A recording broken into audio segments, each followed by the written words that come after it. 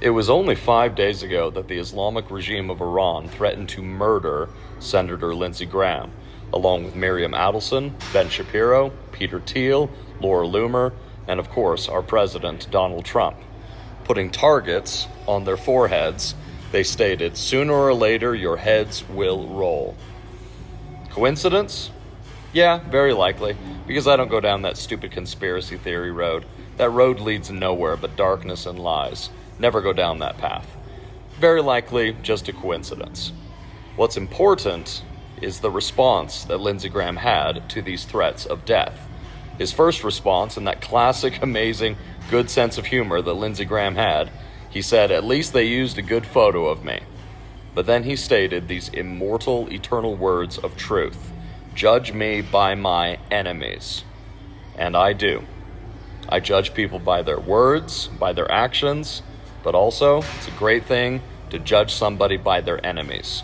And Lindsey Graham was hated by some of the most vile, most despicable, most disgusting, most evil people imaginable at home and abroad. So if we're judging Lindsey Graham by his enemies, he was a good man. He was a great man. He was an honorable man. He was a man of courage and strength.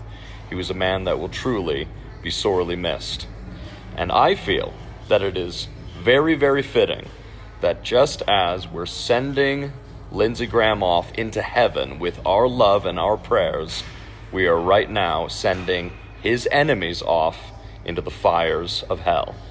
Very fitting. That's the beginning. That is the beginning of what is about to happen. Now, I showed you the beginning. Next, I'm going to show you what people think. Not people like, I'm just saying what it looked like and what people think and how they might feel about it.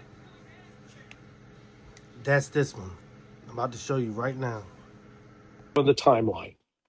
If everything's normal, he arrives normally in Kyiv because